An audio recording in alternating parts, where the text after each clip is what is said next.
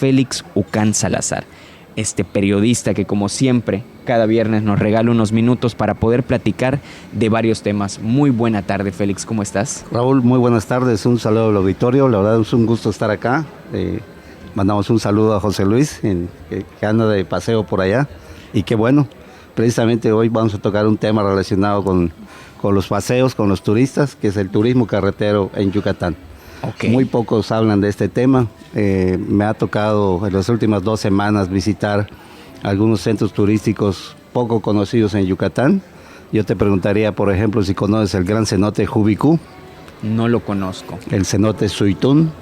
Tampoco. El jardín de girasoles en Tetis. Ese sí. Ah, muy bien. Que veas, ahí está uno. Bueno, Sisal, obviamente. Ekbalam. Ekbalam, sí. ¿Conoces Ekbalam? Igual.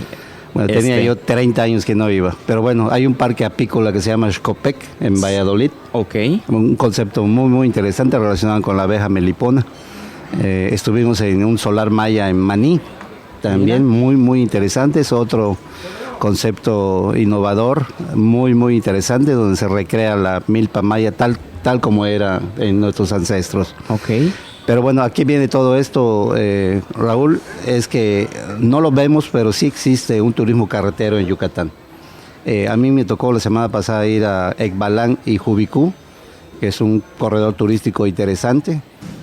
Salimos de Mejorada a las 7 de la mañana y salieron 6 autobuses con destino a Jubicú, porque está el Festival de las Ánimas. Fue la semana pasada y hoy. Este fin de semana va a haber otra vez el Festival de las Ánimas. Se esperan más de 1,200 personas. La mayoría viene de Cancún, Riviera Maya, de Campeche, Chiapas. ¿Es gente local, nacional? Gente local, turismo doméstico y turismo regional. Entonces, está muy interesante el movimiento que hay. De acuerdo con Oscar Navarrete Lugo, que es el de Viajeros Lugo, hay por lo menos 12 tour operadores que sacan, antes le llamábamos excursiones o tours, como le llaman ellos, de turismo doméstico a diferentes puntos de Yucatán, como estos que te acabo de mencionar. Y hay muchísimos más que pues son poco conocidos porque no se le ha dado la difusión debida. Justo eso es lo que te iba a preguntar. Con tu visión, ¿crees que todavía esto podría incrementar mucho más si se le da fuerza? Sí, totalmente. El gran cenote de Jubicú, por ejemplo, este concepto que manejan de llegas, te dan una recepción, hay un sacerdote maya que te da una limpia, buenas para vibras, la bienvenida. Para la bienvenida y pedir permiso para visitar el sitio, porque el atractivo principal es un cenote cerrado que tiene un haz de luz que entra por una bóveda que lo deja espectacular. Y te van dando un recorrido donde te explican, por ejemplo, estamos en época de Día de Muertos, el Festival de las Ánimas, te explican cuál es el significado de esta celebración, por qué los altares tienen 3 niveles, y son jovencitos de la comunidad. Jubicú pertenece a Temozón, el municipio de Temozón, famoso por la carne ahumada, y también Ekbalam forma parte de Temozón. Están uno de otro 15 minutos, 20 minutos máximo, muy cercano. Es muy fácil de visitar en un pasadía o un fin de semana. Ir a Ekbalam, que es extraordinario, la verdad tenía muchísimo tiempo. ¿Cómo lo viste después de 30 años? Sí, no, de verdad. ¿Te sigue sorprendiendo? Me sigue sorprendiendo. Allá hay un punto, Raúl, interesante. Hay unas especie de guerreros mayas que aparecen con aparentemente alas, que los arqueólogos evitan hablar de ese tema. ¿Y realmente es fascinante, ¿no? O sea, tú ves la imagen y te dice... Aquí no te engañan, tienen alas. O sea, tienen alas. Sería el atuendo, algún implemento, pero bueno, la imagen que te dan, la primera imagen, el primer golpe de imagen es esa. Le he preguntado a los arqueólogos y nadie quiere hablar del tema. Como el hecho lo omiten. Exactamente. No hay estadísticas sobre el turismo carretero, pero sí hay un movimiento económico interesante. Te digo, yo nunca me imaginé que 6 autobuses vayan a Jubicú en un domingo de pasadía. No lo vemos, tal vez, y no creemos que no existe o que es muy pequeño. Pero sí, este señor de Viajeros Lugo me decía que constantemente lleva yucatecos o el santuario de la Virgen desatadora de nudos, que está en Cancún. Que así es, se ha puesto muy fuerte. Y me dice que hay otro santuario siempre en Cancún, cerca de Puerto Morelos. ¿Y desde acá salen? Sí, de Mérida salen. Entonces resulta interesante. Obviamente la misa de los yucatecos en Ciudad de México, hay otro santuario de una virgen en Chuiná, Campeche, también la gente tiene mucha demanda, o sea, sí hay un movimiento interesante. Hay sus eventos especiales que siempre la gente acude. Exactamente, en ciertas épocas del año.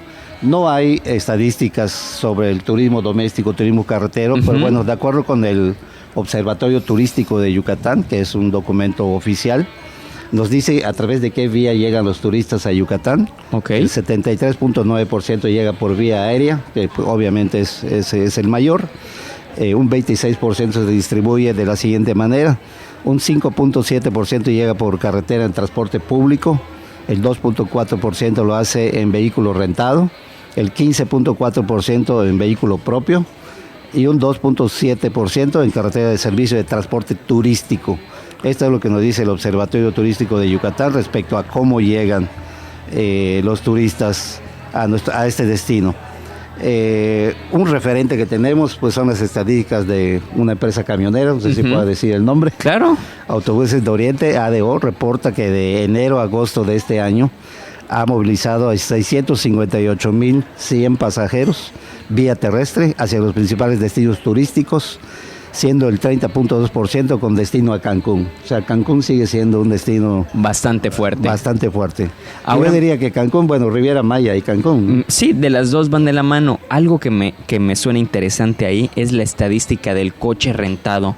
Es menor, es pequeña, pero justo por unos familiares, a pesar de que es pequeña, no dan los coches. O sea, cada vez hay más gente que llega y que quiere rentar coche. Es correcto. Porque llegaron hace una semana y no habían. Les dijeron, no hay. O sea, tal cual como pasó exactamente este fin de semana en la Ciudad de México. El premio de les dijeron, no hay. No hay. O sea, sí, estamos a full y no tenemos absolutamente nada. Entonces, es pequeño el porcentaje tal vez, pero muy significativo a la vez, porque dices, lo estás viendo con la gente que llega y dicen, ya estamos a tope, necesitamos todavía seguir.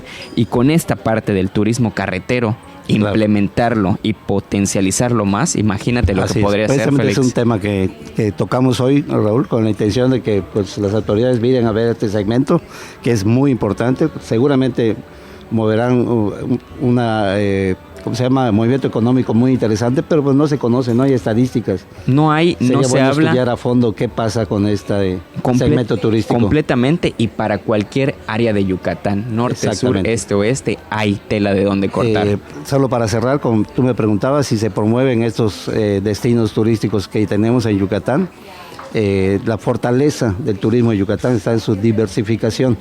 Mientras más conceptos diferentes tengamos en Yucatán, no solo zonas arqueológicas, no solo pueblos mágicos, hay otras cosas que están sucediendo en Yucatán y que sería bueno que las autoridades y los propios yucatecos y los residentes en Yucatán, que son más de 300,000, visiten estos sitios del interior del estado para generar también derrama económica en las comunidades, que es otro de los objetivos del turismo sostenible. Félix Ucán Salazar, mil gracias por estar esta tarde con nosotros. Buen fin de semana a todos.